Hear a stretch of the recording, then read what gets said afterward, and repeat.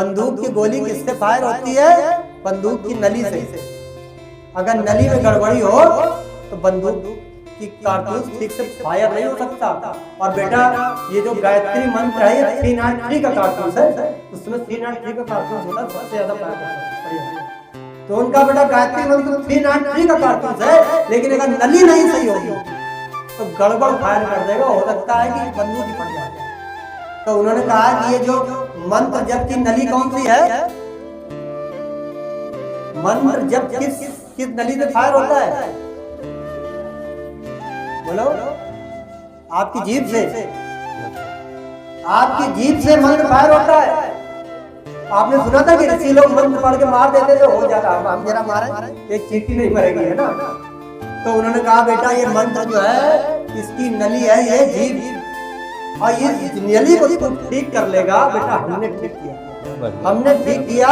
हमने 15 साल की उम्र से बेटा जौ की रोटी छाछ पर रहे, नमक को नहीं जाना, शक्कर को नहीं जाना, घी दूध नहीं जाना, लेकिन फिर भी बेटा 80 साल की उम्र में साड़ को उठा के पटक दिया। आप कहानी पढ़िए, जिस आदमी ने घी दूध जिंदगी भर नहीं खाया 80 साल की उम्र में साड़ को उठा के पटक दिया था। बेटा उस जीभ से हमने कमाल किया कि इतना बड़ा गायत्री परिवार खड़ा हुआ है। इसीलिए बेटा चना चलेना खा रहे तो ये हुआ। अगर आप मलाई खाते होते तो इतना बड़ा संगठन है, कोई संगठन जहाँ निस्वार्थ भाव से लोग आते हो। ये हमारे भाई आए हुए हैं, भाऊजी भी कहीं जाते होंगे, कोई पैसा लेता है क्या? निस्वार्थ भाव से जाते हैं। बड़े बड़े साधु संत आते हैं, 10,000 रुपए लेते हैं, बड़ी बड़ी कथाएं कहते हैं, लोगों को रुला देते हैं, लेकिन परिवर्तन नहीं होता आदमी के अंदर। ये परिवर्तन क्यों हो रहा है? क्योंकि परम पूज्य गुरुदेव ने इसकी साधना की। ये परिवर्तन हमारे आपके जीवन में भी होगा अगर हमें जीभ को पकड़ना सीख जाए।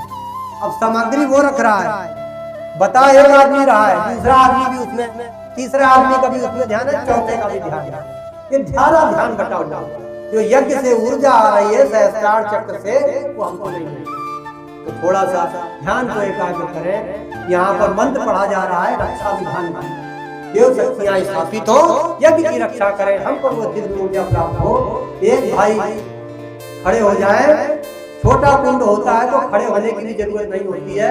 दिशा के हिसाब से पूर्व दिशा आपकी इस तरफ है, ठीक है, ये कोना है, हमने देखा था।